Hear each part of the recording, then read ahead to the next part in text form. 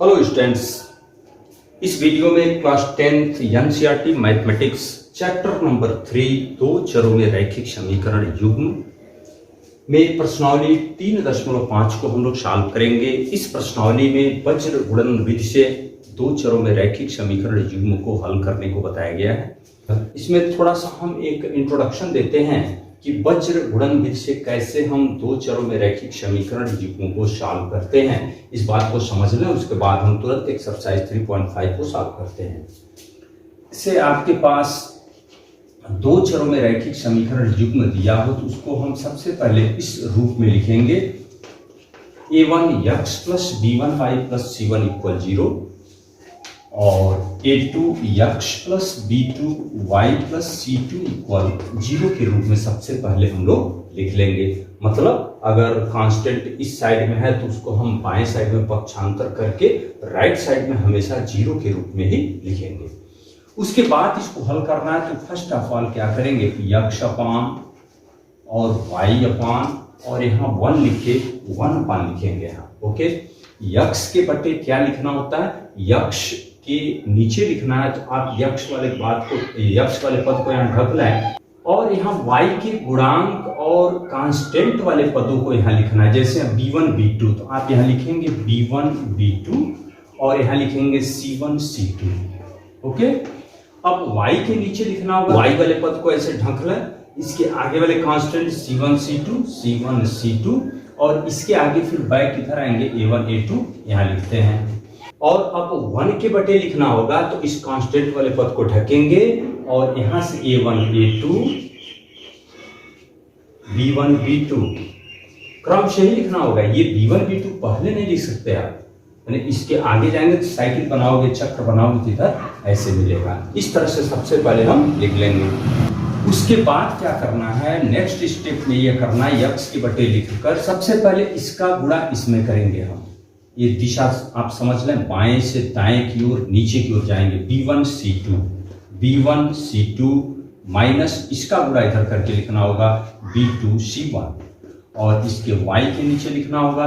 ये आर्डर हमेशा पहले यही पकड़ना आपको, इसमें c1 a2 माइनस इसको घटाना है c2 a1, फिर यहाँ 1 बटे लिखना है तो फिर इसका गुणा इसमें करेंगे आप, a1 b2 minus a2 b1। ये स्टेप अगर आप अच्छी तरह से समझ चुके तो क्वेश्चन तुरंत सॉल्व होगा।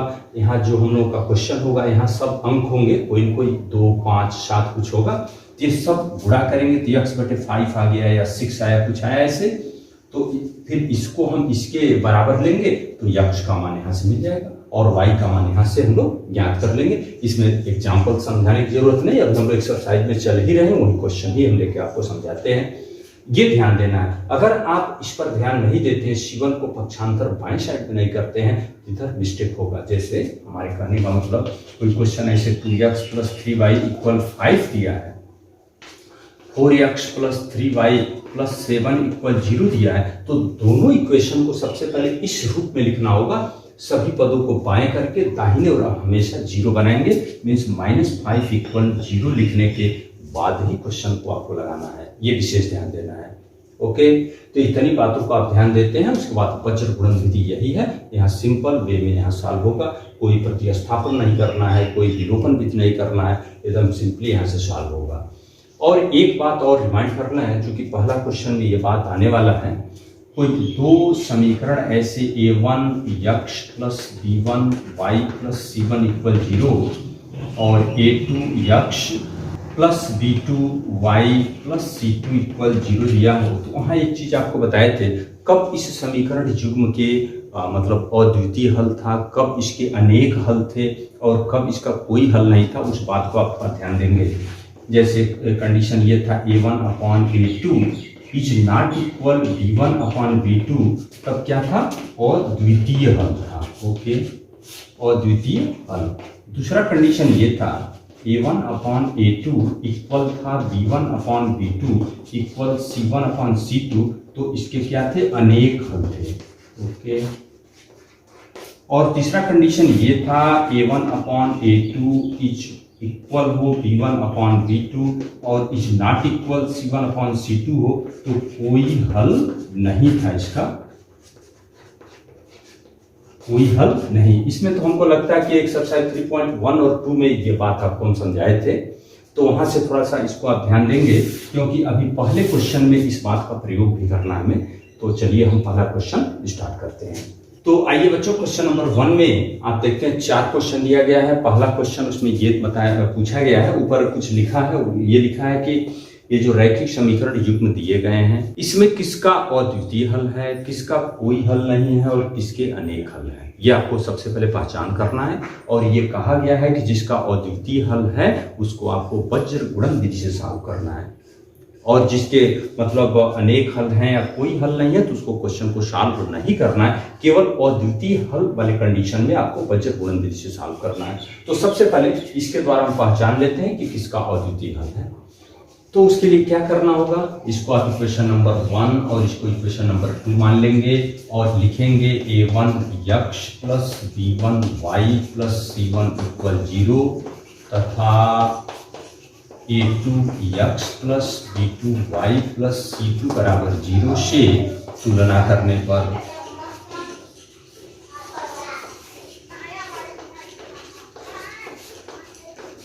तो यहां जब तुलना करेंगे तो a1 क्या है, a1 equal 1, b1 equal -3, c1 equal -3, a2 equal 3, b2 equal -9 and c2 equal -2।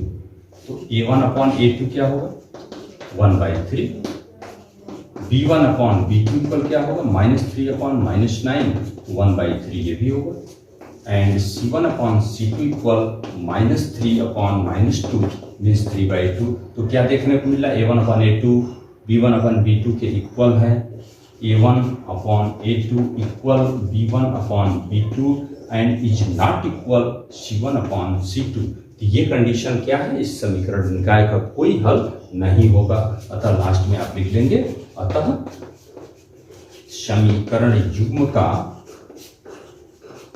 कोई हल नहीं होगा।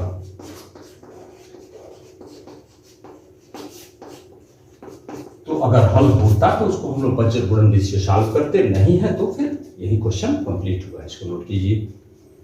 अब क्वेश्चन नंबर 1 का सेकंड वाला क्वेश्चन ऐसे दिया है कि 2x plus y equal 5 and 3x plus 2y equal 8। तो सबसे पहले बच्चों इसको आप स्टैंडर्ड रूप में ही लिखें, जैसे इसको ऐसे लिखा है 2x plus y minus 5 equal 0 या फिर 3x plus 2y minus 8 equal 0।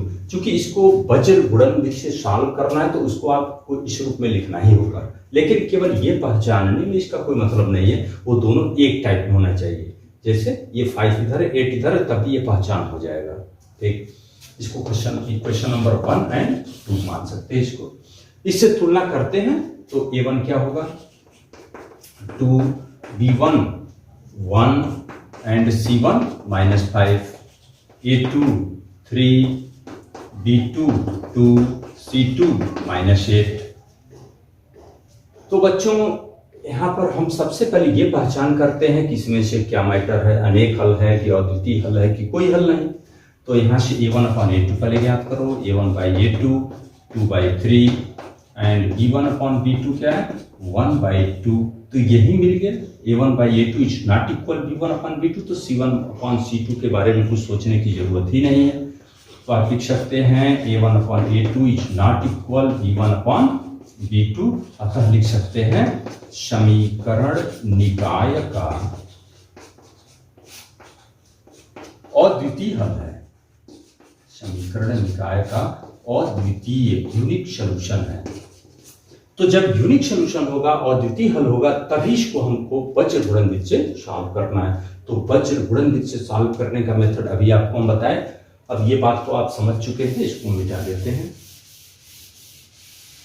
तो अब कैसे लिखना है अभी हम बताएं, x अपॉन फिर y अपॉन और यहाँ 1 अपॉन ऐसे लिखना है। तो x के बटे क्या लिखना होगा, आप इसको ढकेंगे 1 2, यहाँ लिखो 1 2, यहाँ क्या है -5 और यहाँ क्या है -8। y के नीचे लिखना है तो इसके आगे से शुरू करेंगे, हमेशा इधर से नहीं, ध्यान दीजिए। -5 -8 और इधर क्या है 2 3 और 1 अपान लिखना है, तो इसको ढक के फिर इसके आगे, तो आगे फिर यहाँ चक्कर लगाएंगे 2 3 एंड 1 2। वैसे ये लिखने के बाद इसमें आप जांच भी कर सकते हो ये जो लिखे हम सही है कि नहीं। आप देखिए ये कड़ी बनती रहेगी, जैसे -5 -8 पे ये समाप्त हुआ तो -5 -8 से ही ये स्टार्ट होगा 2 3, तो फिर ये 2 3 से ही स्टार्ट होगा, ये कॉमन होगा यहाँ। तो चलिए यक्ष अपान हम बताए सबसे पहले गुणा इधर से करना है, -8 × 1 क्या होगा -8, और ये गुणा करके घटाना हमेशा, ये माइनस करना आपको, 2 बचे यहाँ -10 पहले से ही आ रहा है। y अपान पहले गुणा इधर से होगा, 3 बचे 15 -15 और -8 दूनी ये -16 है। ओके 1 अपान इसका गुणा इसमें 2 दूनी 4 माइनस ये 3 होगा। यक्ष अपान ये क्या हो गया +10, तो -8 + 10 क्या होगा 2। y अपान ये +16 तो 1 होगा, -15 + 16 1 अपान 4 - 3 1। तो इसके बराबर अगर इसको लिखते हैं, जैसे ये तीनों आपस में बराबर है, यक्ष अपान 2 इक्वल ये 1 हो गया, तो यक्ष इक्वल क्या आएगा 2 एंड y इक्वल यहाँ से 1 का गुणा इधर होगा 1, तो ये आपका सोल्यूशन होगा यक्ष इक्वल 2 एंड y इक्वल 1। ये हमारा आंसर सही है या फिर गलत है, तो जैसे हम एक्सरसाइज 3.4 में बार बार बता रहे थे आपको, इसको इसमें पुट करके आपको जांचना होगा। जैसे 2 यहाँ रखते हैं, 2 दूनी 4 1 5 -5 0 और ये मान इसमें भी रखो, ये 0 आना है।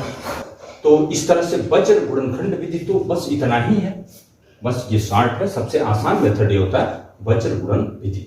तो इसको आप नोट करेंगे। अब देखिए क्वेश्चन नंबर 1 का थर्ड, तो इन समीकरणों को हम इस रूप में ही लिख लेते हैं। सबसे पहले ऐसे लिखते हैं कि 3x - 5y - 20 = 0, और या इसको चेंज करके 6x - 10y - 40 = 0। हमें क्या करना, हमें सबसे पहले ये जांच करके बताना है कि समीकरण निकाय का अद्वितीय हल है कि कोई हल नहीं है या फिर अनेक हल है। तो इससे तुरंत तुलना करेंगे, तो तुलना करते हैं तो a1 = 3, b1 = -5, c1 = -20, यहाँ से मान लिख सकते हैं। a2 = 6 and b2 = -10 and c2 = -40। तो फिर a1/a2 निकालो, 3/6 तो 3 2 जा 6, 3 दूनी 6, 1/2 हो गया। b1/b2 -5 अपान -10, 5 दूनी 10, 1/2 ये भी आ गया। अगर ये इक्वल नहीं है तभी आप आगे जाएंगे, c1/c2 -20 अपान -40, 20 दूनी 40, ये तीनों आपस में बराबर है। a1/a2 = b1/b2 = c1/c2। ऐसे कंडीशन में आप क्या बोलते हैं, अतः अनेक हल है, अतः अनेक हल है। ऐसे ये बताना हो तो ये दोनों जो समीकरण दिए गए हैं उनका ग्राफी निरूपण करते हैं, तो दोनों रेखाएं क्या होंगी, एक दूसरे पर समपाती होंगी। ऐसे कंडीशन में क्या होगा, समपाती होंगी। अब पहले का चौथा देखिए, यक्ष -3y - 7 = 0 एंड 3x - 3y - 15 = 0। सबसे पहले इसको पहचानते हैं कि क्या मैटर है, इसका अद्वितीय हल है या कोई हल नहीं या फिर अनेक हल है। ये पहचानने के लिए तुरंत इससे हम तुलना करते हैं।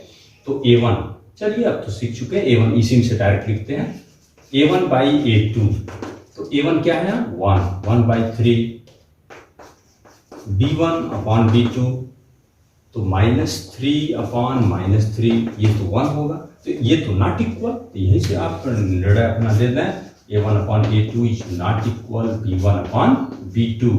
अतः आप बोल सकते हैं कि समीकरण निकाय का या समीकरण युग्म बोल सकते हैं, समीकरण युग्म का अद्वितीय हल है, इसका अद्वितीय हल है। तो अद्वितीय हल है तो इसको वज्र गुणनफल से सॉल्व करना है। तो वज्र गुणनफल से सॉल्व करने के लिए आपको बताया गया यक्ष y और यहाँ 1 लिखना है। तो यक्ष के नीचे क्या लिखना होगा, आप यक्ष वाले पद को ढक लाएं, इसके कोएफिशिएंट, इसके गुणांक -3, इसका गुणांक -3 और यह -7 और -15 जो भी होगा। y के नीचे जाना, इसको आप ढकिए, इसके आगे चलो, -7 -15 और इसके आगे तो इधर आइए 13 और 1 के तो इस कांस्टेंट वाले पद को इसके आगे चलो तो कुछ नहीं, तो यहां से आएंगे आप 13 एंड -3 तो इसका गुणा करना है। तो गुणा हमेशा स्टार्टिंग इधर से करते हैं और इसको माइनस करते हैं। तो -3 गुणे -15 15 3 45 धन 45 होगा और माइनस करना है आपको, माइनस माइनस का गुणा प्लस होगा 3 सत्ते 21 3 सत्ते 21 यहाँ -21 और माइनस ये खुद -15 आएगा और 1 यहाँ आएगा -3 और माइनस करना है तो ये -9 तो यक्ष अपॉन 45 -21 5 में से 1 घटाएंगे तो 4 और 4 -2 24 हो गया। यहाँ y इक्वल ये तो प्लस होगा, ओके, प्लस -21 + 15 तो -6 और ये हो गया 1 ये +9 -3 + 9 6 ये भी होगा। तो अब इसके बराबर इसको लिखते हैं तो यक्ष इक्वल क्या आएगा 24/6 एंड y इक्वल इसके बराबर इसको लिखते हैं -6/6 तो यक्ष इक्वल 6 × 24 और y इक्वल -1। तो ये आपका सॉल्यूशन होगा, यक्ष equal 4 and y equal -1। Answer जरूर चेक करें हमारा आंसर सही है या फिर गलत। 4 -1 यहाँ पुट करो 4 और -1 यहाँ पुट करेंगे तो -3 × -1 तो +3 4 + 3 7 -7 0 और ऐसे इसमें भी रखते हैं तो 0 आएगा। तो इस तरह से क्वेश्चन नंबर 1 तो आपका कंप्लीट हुआ। इसमें 4 क्वेश्चन थे, इसको नोट कीजिए। अब बच्चों क्वेश्चन नंबर 2 में 2 क्वेश्चन दिए गए हैं। यहाँ पर 2 रैखिक समीकरण युग्म दिए गए हैं। आपसे ये पूछा गया है a और b का मान आपको ज्ञात करना है कब, जब इन दोनों समीकरणों के अपरिमित रूप से अनेक हल हो।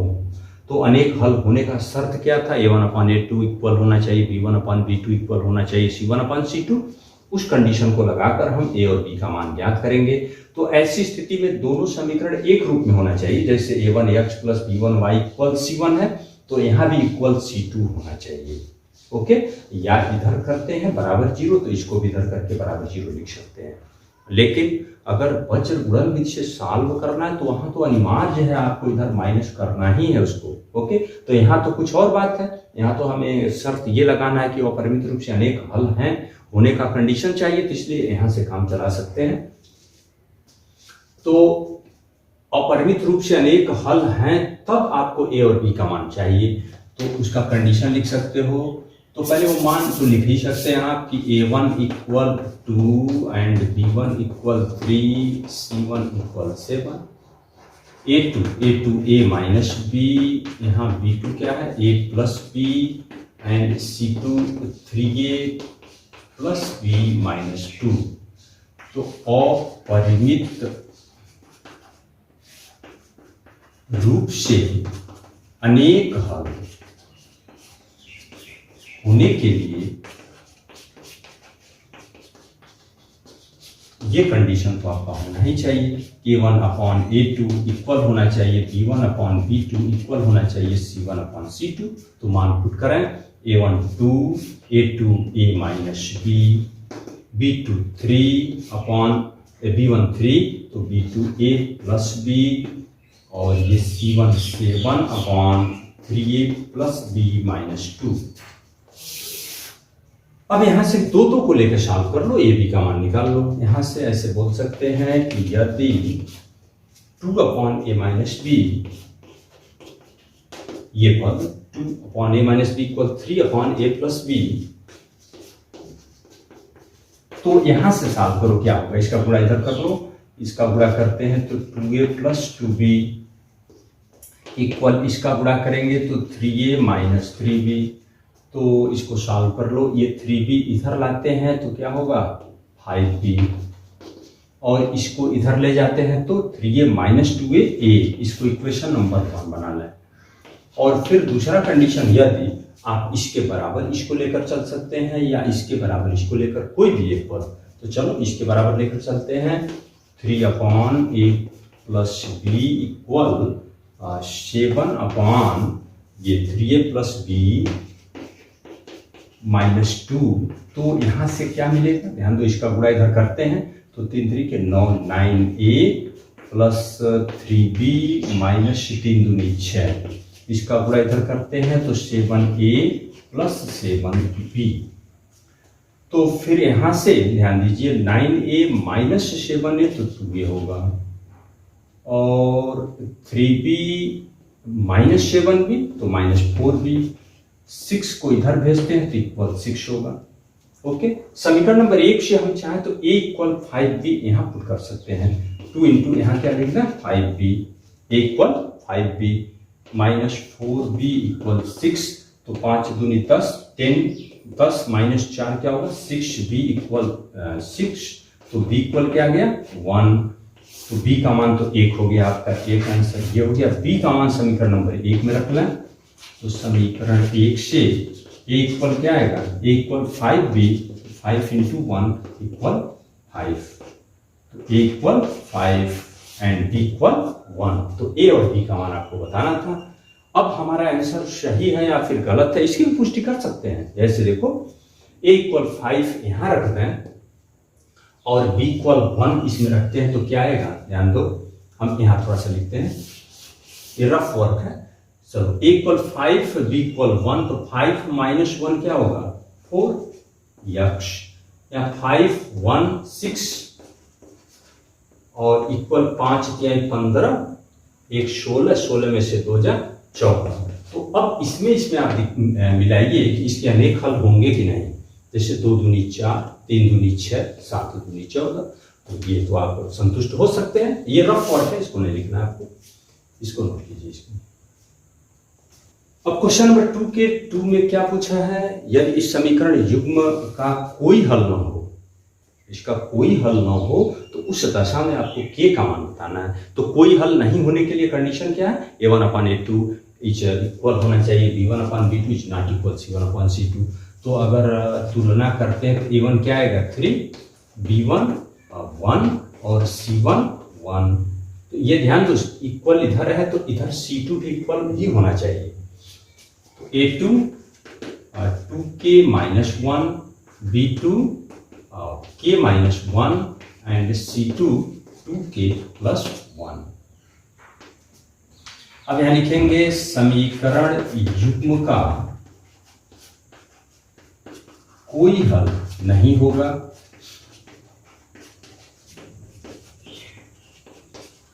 यदि उसका कंडीशन क्या है आपका, a1/a2 इक्वल होना चाहिए b1/b2 is not equal c1/c2। तो a1 क्या है 3, a2 2k minus 1 equal b1 1 and b2 k minus 1, और ये नहीं बराबर होना चाहिए 1/2k प्लस 1।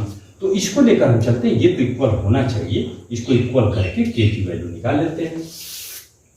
अब यहाँ लिखेंगे यदि ये 3/2k minus 1 equal 1/k minus 1, तो दिस इंप्लाइज यहाँ से क्रिया गुणा करो 3k माइनस 3 इक्वल इसका गुणा 1 में करेंगे तो 2k माइनस 1, तो 3k minus 2k k equal ये -3 जब इधर आएगा तो +3 होगा, तो +3 माइनस 1 क्या होगा 2, तो k की वैल्यू क्या हो गया 2। तो इस तरह से ये क्वेश्चन नंबर 2 आपका पूरा हुआ। 2 क्वेश्चन इसमें थे, इसको नोट करना है। क्वेश्चन नंबर 3 आपके पास एक रैखिक समीकरण युग्म दिया है, इसमें ये पूछा है इसको आपको प्रतिस्थापन विधि और वज्र गुणन विधि से सॉल्व करना है, और आपसे ये पूछा गया है कि आप बताइए आपको कौन सी विधि अच्छी लगी। तो बच्चों इसमें प्रतिस्थापन विधि आप सीख चुके हैं एक्सरसाइज 3.3 में, आप नहीं देखे हैं तो उसको देख के आप उसको सीख लें, बेवजह वीडियो लंबा होगा। हम केवल वज्र गुणन विधि को ही सॉल्व करते हैं, तो वैसे वास्तव में वज्र गुणन विधि तो अच्छी होगी ही। तो यहाँ से क्या करते हैं हम, कभी भी जब वज्र गुणन विधि को से सॉल्व करना है इसको आपको बाएं ले जाना है अनिवार्य रूप से, नहीं तो उस तरह से जो लिख रहे हैं एकदम आंसर आपका गलत आएगा। तो सबसे पहले 9 को इधर करते हैं, तो 8x plus 5y minus 9 equal 0 लिखना ही होगा आपको, या इसको सेकंड वाले को 3x plus 2y minus 4 equal 0। यहाँ जांचने को नहीं कहा कि अनेक हल हैं या क्या है, सीधे डायरेक्ट हल करना है। तो हल कीजिए। तो हल करने को क्या बताया गया आपको, x y और 1। तो x के नीचे क्या लिखना होता है, इसको आप ढकते 5 2 -9 -4, 5 2 -9 -4। y के नीचे क्या लिखना है, इसके आगे से लिखते हैं -9 -4 और ये होगा 8 3। और 1 के नीचे इसको आप ढकते हैं तो यहाँ से आएगा 8 3 एंड 5 2। तो अब यक्ष अपान इसका गुणा 5 चौको 20 -20 और ये तो माइनस लिखना है आपको, ये जो आएगा वो लिखेंगे 2 9 18 -18। तो कोष्टक लगाते हैं y अपान 9 3 27 और -4/32 पे खुद -32 आ रहा है। 1 8 दूनी 16 और 3 बचे 15। यहाँ से यक्ष अपान ये -20 + 18 हो गया, y अपान -27 और +32, 1 अपान ये 1 हो गया। यहाँ से यक्ष अपान -20 + 18 तो -2 एंड y अपान -27 + 32 तो +5 और ये तो 1 हो गया। तो यहाँ से x इक्वल क्या आएगा, अगर x अपान -2 इक्वल 1 लेते हैं तो x equal -2 and y equal यहाँ से लेते हैं तो 5। तो -2 और 5 इसका सोल्यूशन होगा -2 और 5। और इसमें अगर प्रतिस्थापन विधि से हल करना होता तो क्या करते, प्रतिस्थापन विधि से हल करने के लिए आपको ये बताया गया था, यहाँ से x या y का कोई एक मान निकालना होता पक्षांतर करके। एक समीकरण से आप मान निकालते हैं और उसको दूसरे समीकरण में रखते हैं। उसको आप एक्सरसाइज 3.3 देख लें, आप समझ जाएंगे कि कैसे प्रतिस्थापन विधि से सॉल्व होगा। नोट कीजिए। अब क्वेश्चन नंबर 4 जो इबारती वाले प्रश्न है, इसमें कुल मिलाकर 5 प्रश्न दिए गए हैं। थोड़ा सा आप एनसीईआरटी वाली किताब अपने सामने रखें, इसके इबारती बड़े बड़े हैं, थोड़ा सा हम पढ़ रहे हैं, ध्यान से सुनिए। इसे बोल रहे हैं एक छात्रावास के मासिक व्यय का एक भाग नियत है, कोई हॉस्टल है उसमें फिक्स चार्जेज हैं ऐसे, ओके। तो शेष इस बात पर निर्भर करता है कि छात्र ने कितने दिन भोजन किया, जितने पर डे भोजन का खर्चा अलग है और एक मासिक किराया उसका अलग से है। तो एक छात्र ए है, एक विद्यार्थी ए, ध्यान दीजिए यहाँ लिखते हैं, ये 20 दिन भोजन करता है, ओके। 20 दिन भोजन किया तो इसको चार्ज देना पड़ा 1000 रुपये। तो इसे चार्ज देना पड़ा 1000 रुपये, ध्यान दीजिएगा। और एक दूसरा विद्यार्थी बी जो 26 दिन भोजन किया है तो इसको चार्ज देना पड़ा है 1180 रुपये। तो आपको ये बताना है कि उसका नियत किराया कितना है और प्रतिदिन भोजन का किराया कितना है। तो हम मान लेते हैं कि माना नियत व्यय x रुपये और प्रतिदिन के भोजन का मूल्य y रुपये। तो जैसे मान लो विद्यार्थी ए, तो यहाँ लिखे अगर विद्यार्थी ए की बात करें हम, विद्यार्थी ए के लिए तो इसको ये नियत व्यय तो देना ही पड़ेगा। नियत व्यय का मतलब महीने में आप 1 दिन रहें तब भी वो देना है, पेमेंट करना है। 20 दिन रहते हैं या 30 दिन रहते हो तब भी पेमेंट करना है। तो इसके लिए x रुपया तो पेमेंट करना ही है और जितने दिन भोजन करेगा हर एक दिन का y रुपया देना होगा। तो 20 दिन भोजन किया तो 20 y रुपये ये होगा।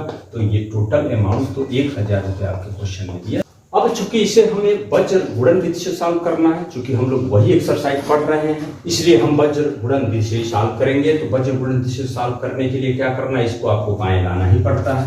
इसको हम ऐसे लिखते हैं x + 20y - 1000 = 0 करके इक्वेशन नंबर 1 बना लें। तो अब विद्यार्थी बी के लिए लिखते हैं अगर, तो विद्यार्थी बी कितने दिन हॉस्टल में रहा, 26 दिन। तो उसको नियत किराया x तो देना ही पड़ेगा और एक दिन का y रुपया, तो 26y = 1180। इसको भी बाएं कर लो, x + 26y -1180 = 0, क्वेश्चन नंबर 2। अब इसको वज्र गुणन विधि से सॉल्व करना है तो हमें क्या लिखना होता है, x y and 1। तो x के नीचे क्या चाहिए, x को आप ढकते हैं तो 20 और 26 और -1000 और यहाँ -1180। y को ढकते तो इसके आगे पहले लिखते हैं, -1000 -1180 और ये 11। फिर इसके 1 के बटे लिखना तो ये 11 पहले आएगा और उसके बाद 20 और ये 26। तो इधर लिखते हैं, चलिए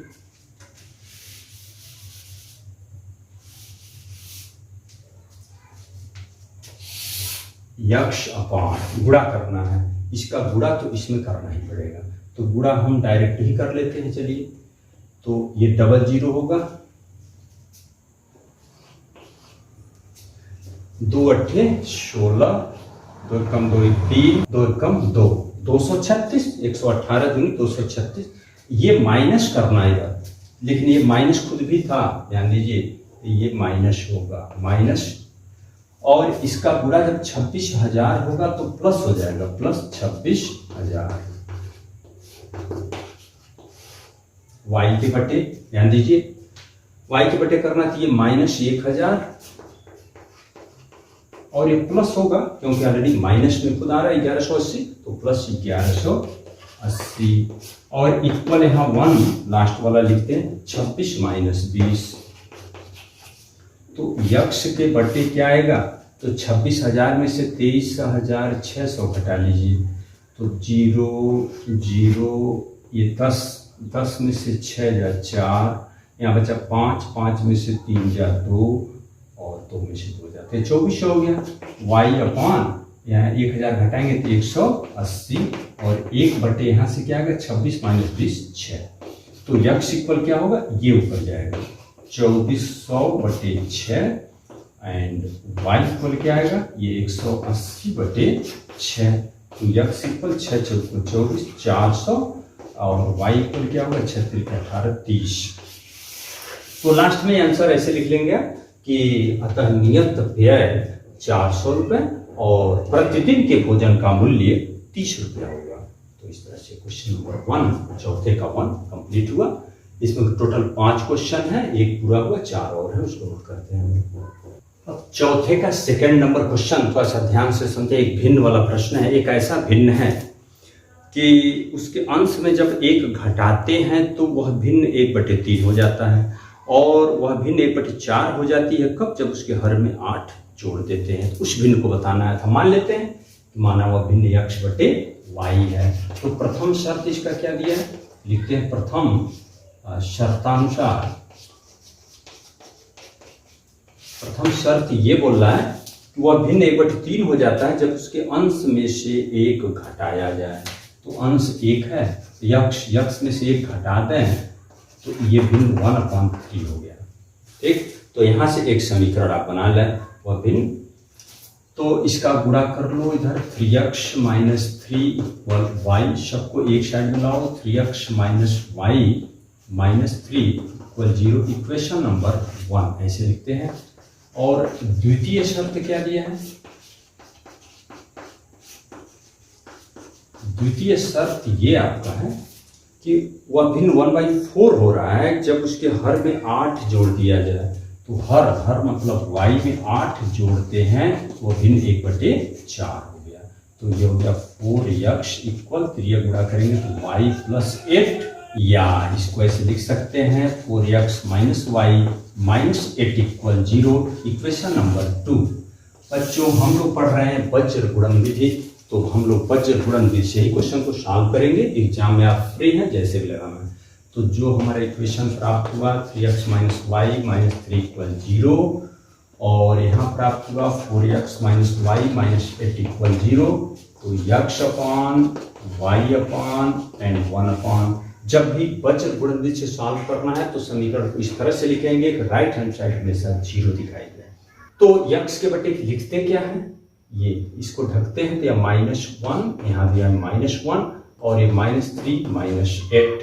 y के बटे लिखना तो यहाँ से चलेंगे -3 - 8, फिर इसके आगे इधर आएंगे 3 4 और 1 के बटे ये लिखना है यहाँ से 3 4 -1 यक्ष अपान इसका गुणा -1 × -8 तो +8 होगा और -1 × -3 +3 तो +3 ही लिखेंगे।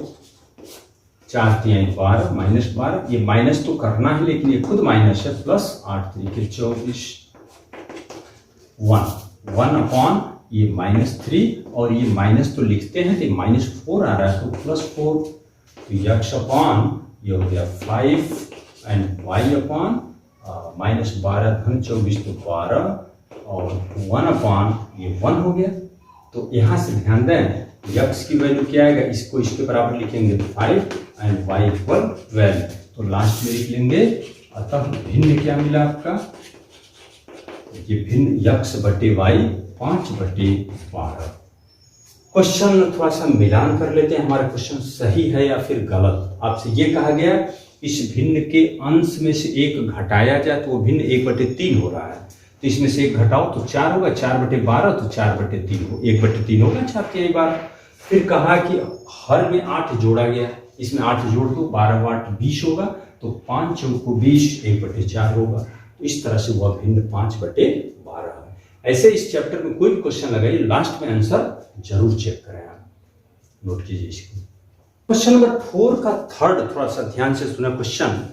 क्वेश्चन ऐसे बोल रहा है कि यश ने एक टेस्ट में 40 अंक अर्जित किए, जब वो सही प्रश्न मतलब उसका मूल्यांकन कैसे हो रहा है, जब वो क्वेश्चन सही करता है तो उसको 3 मार्क मिलते हैं और गलत क्वेश्चन करता है तो 1 नंबर माइनस होगा। ठीक, इस आधार पर उसको 40 अंक प्राप्त हो रहे हैं और फिर उसको 50 अंक प्राप्त हो रहे हैं कब, जब सही वाले प्रश्न पे उसको 4 अंक प्राप्त होते हैं और गलत प्रश्न करता है तो उसको 2 अंक की कटौती होती है। तो आपसे ये पूछा गया है उस टेस्ट में कुल कितने प्रश्न थे। हम इस तरह से मानते हैं कि माना यश ने यक्स प्रश्न सही किया और वाई प्रश्न गलत किया, लेकिन आपका जवाब ये पूछा गया है कि कुल कितने प्रश्न थे, तो हम यक्स प्लस वाई दोनों जोड़ के जवाब दे लेंगे। ठीक, इस आधार पर हम दे रहे हैं। तो प्रथम शर्त के अनुसार क्या होगा, प्रथम शर्त ये बोल रहा है कि यश को 40 अंक प्राप्त हो रहे हैं जब सही पर 3 मार्क मिल रहा है, तो इसने कितने प्रश्न सही किए, यक्स प्रश्न, तो एक प्रश्न पे 3 अंक तो 3x मार्क प्राप्त होगा, लेकिन कटौती होगा, वाई प्रश्न गलत किया तो जितने प्रश्न गलत उतने नंबर माइनस होंगे। क्यों, क्योंकि एक प्रश्न पर 1 नंबर कमी है, तो -y और ये टोटल मार्क मिल रहा है उसको 40। तो इसको हमें वज्र गुणन विधि से सॉल्व करना है, तो 3x - y -40 = 0 करके छोड़ते हैं। द्वितीय शर्त क्या है, द्वितीय शर्त ऐसे है कि सही वाले प्रश्न पे 4 मार्क मिलना है, तो यक्स प्रश्न सही तो 4x नंबर प्राप्त होगा। कटौती कितना होगा, एक क्वेश्चन पे 2 नंबर, तो y क्वेश्चन पे 2y और प्राप्त होगा 50। 2 से आप भाग दे सकते हैं, तो 2x - y ये 25 होगा, तो इसको इधर कर लेते हैं, -25 = 0, इक्वेशन नंबर 2। इस तरह से इन दोनों समीकरणों को हमें वज्र गुणनखंड विधि से सॉल्व करना है। तो क्या करना होगा, यक्ष के बटे लिखना होगा, यक्ष -1 -40 -25, y के बटे लिखना है तो -40 -25 3 2, और 1 के अपान लिखना है तो इसको ढकते हैं 3 2 एंड -1 -1। इसी को गुणा करके हम सॉल्व कर लेते हैं, तो क्या आएगा देखिए, अब तो शायद आप कर भी सकते हैं। यक्ष अपान यहाँ देखो 25 × 1 करेंगे, माइनस माइनस दोनों है तो 25, ये घटाना है आपको, ये दोनों माइनस है तो -40 ही होगा। y अपान ये 40 दूनी 80 -80 ये हो गया, और माइनस करना है 25 या 75 तो +75,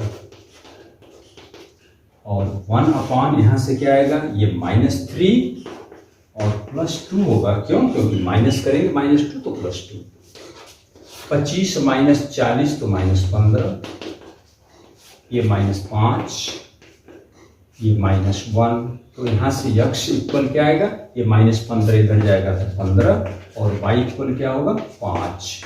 अतः कुल प्रश्नों की संख्या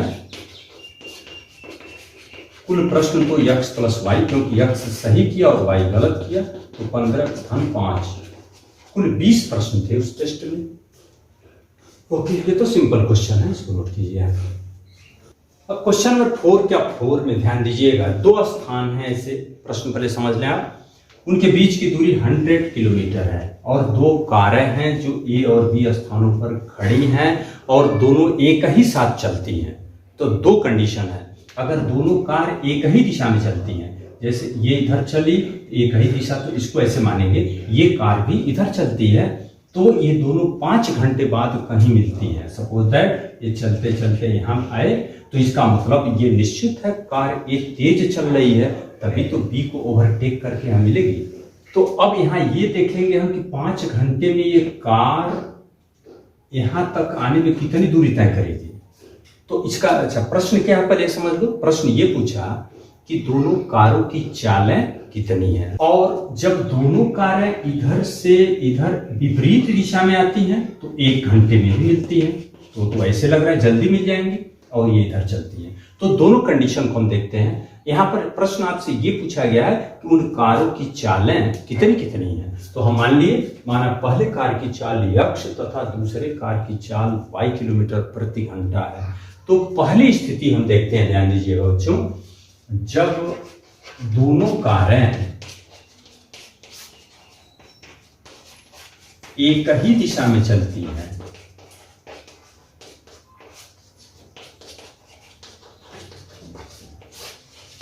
तो ध्यान दीजिए, तो 5 घंटे बाद मिल रही हैं। ओके, तो कार ए सपोज दैट यहां मिली, तो कार ए को ये दूरी चलने में कितनी, ये 5 घंटे में कितनी दूरी चलना पड़ा, 5x, क्योंकि 1 घंटे में अगर ये x किलोमीटर चल रही है, ये y किलोमीटर, तो 5 घंटा तो यहां तक हो रहा है, तो 5x। और ये कार b जो है यहां से यहां तक आने में इसको भी समय तो 5 ही घंटा लगा, तो ये तय दूरी कितना होगा 5y। इसका मतलब 5x माइनस 5y करेंगे तो कितना आना चाहिए 100। तो ये पहला कंडीशन मिल गया, 5x minus 5y equal 100। Okay, इसमें कोई परेशानी नहीं होना चाहिए। या 5 से भाग दे दो, x माइनस वाई इक्वल 5 दूनी 10 20, इसको इधर कर लो, -20 इक्वल 0, इक्वेशन नंबर 1। फिर लिखते हैं, जब दोनों कारें विपरीत दिशा में चलती हैं,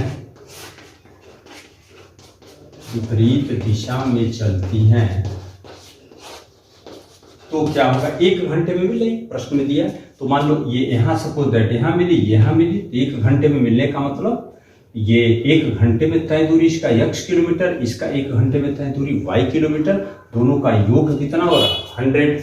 तो हम लिख सकते हैं x प्लस वाई इक्वल 100, या फिर ऐसे लिख सकते हैं x plus y minus 100 equal 0, equation number 2। अब समीकरण 1 और 2 को आप यहाँ वज्र प्रयोग से सॉल्व कर लें। x अपान क्या लिखेंगे, यहाँ -1 1 -20 एंड -100, y अपान क्या लिखना होगा, -20 -100, 1 1 इधर, और 1 बटे आना है 1 1, और यहाँ -1 1, ऐसे लिखते हैं।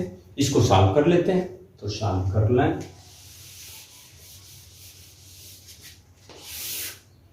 यक्ष अपान क्या होगा, यहाँ देखो, -100 का गुणा -1 में करेंगे तो 100 ये होगा, ये -20 तो +20 लिखते हैं।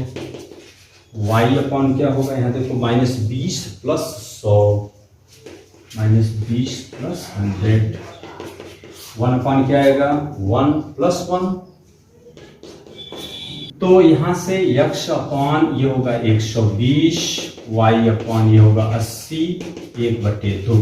तो यक्ष का मान अगर 120 को यहाँ ले जाते हैं, 2 से कटेगा तो 60, और y इक्वल क्या होगा 80/2 40। अतः कारों की चालें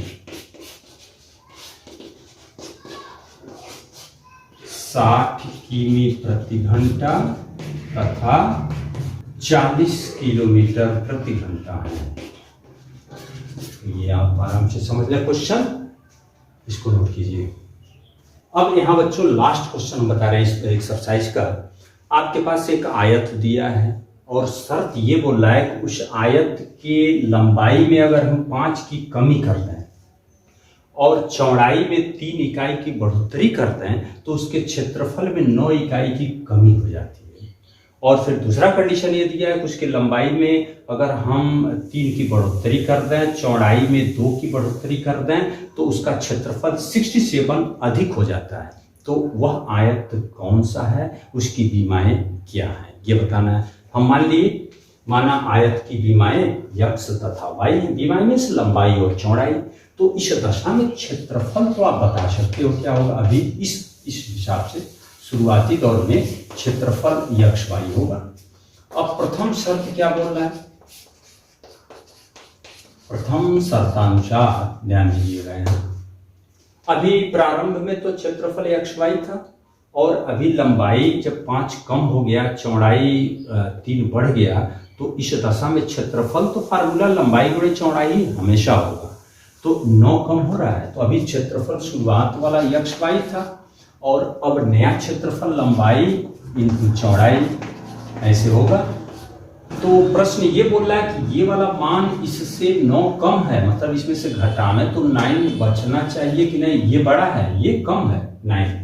इसको सॉल्व करके हम एक इक्वेशन प्राप्त कर रहे हैं। ध्यान दो, एक्स वाई माइनस, ये माइनस है इसलिए कोष्टक लगा रहे हैं, इसका गुणा इसमें करो, X Y plus 3x minus 5y minus 15 equal 9, या फिर लिख सकते हो X Y minus X Y कोष्टक खोल लें, minus 3x plus 5y plus 15 equal 9, या फिर ये तो कैंसिल हो गया, minus 3x plus 5y 15 minus 9 तो क्या आएगा 6 प्लस 6 इक्वल 0। इक्वेशन नंबर 1 आपका ये प्राप्त हो गया। और द्वितीय शर्त क्या होगा, तो लिखेंगे द्वितीय शर्तानुसार, इसमें ये बोला कि इसका लंबाई x प्लस 3 हो जाए, चौड़ाई y प्लस 2 हो जाए, तो इसका क्षेत्रफल ये बढ़ गया। अब ये क्षेत्रफल बड़ा होगा, ये क्षेत्रफल कम है, कितना 67, उसमें से इसको घटाएंगे तो 67। तो क्षेत्रफल का सूत्र तो लंबाई गुणे चौड़ाई x plus 3 and y plus 2, ये गुणा तो होगा। और इसमें से अब ये इस बार घटाते हो तो ये 67 आना चाहिए। गुणा कर लो, X Y plus 2x plus 3y plus 6 minus X Y equal 67। इससे तो ये कैंसिल हो गया, लिख सकते हैं हम 2x plus 3y 6 minus 67 minus 61 equal 0। Equation number 2। अब हम इन दो समीकरणों को बज्र गुणनखंड विधि से सॉल्व करते हैं, क्योंकि इस एक्सरसाइज में हमें बज्र गुणनखंड विधि का ही प्रयोग करना है।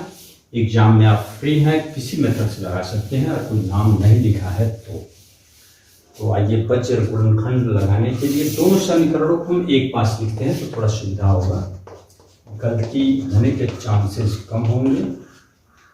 यहाँ होगा 2x plus 3y minus 61 equal 0। तो आप लिखते हैं x y एंड 1, तो x लिखना है 5 3 6 माइनस 61, y के बटे लिखना है तो 6 माइनस 61, और ये होगा माइनस 3 2, और 1 के बटे लिखना है तो यहाँ से लिखोगे माइनस 3 2 5 3।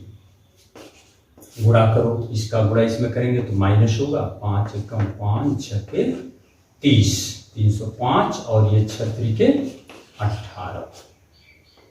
ये y अपान 6 दूनी 12, लेकिन ये माइनस होगा क्योंकि दोनों माइनस प्लस होंगे तो फिर माइनस बचेगा, 3 एकम 3 6 18। ये माइनस 9 प्लस ये माइनस 5 दूनी 10 भी होगा। तो यक्ष अपान ये जोड़ना ही होगा, 8 5 13 तो 3 हासिल 1 2 323।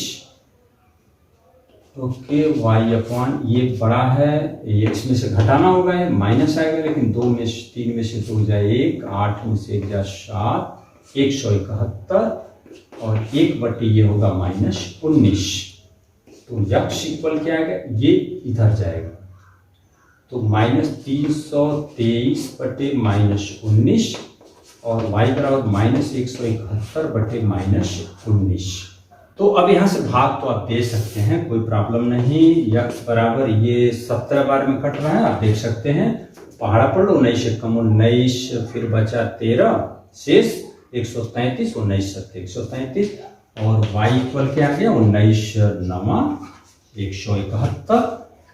तो यक्ष और y का मान मिल गया, अतः लास्ट में लिख लेंगे आप, वैसे क्वेश्चन ऐसे लिख लेंगे, अतः आयत की भीमाएं 17 और 9 इकाई है, अर्थात लंबाई 17 इकाई और चौड़ाई 9 इकाई। तो इस तरह से आप यहाँ नोट कर लेंगे। तो बच्चों इसमें हम लोग क्या किए, एक्सरसाइज 3.5 भी कंप्लीट हुआ। इसको आप थोड़ा सा वीडियो लंबा हो गया, इसको आराम से वीडियो रोक रोक के देखें और इसको नोट करके आप अपना नोट्स कंप्लीट करें। ओके।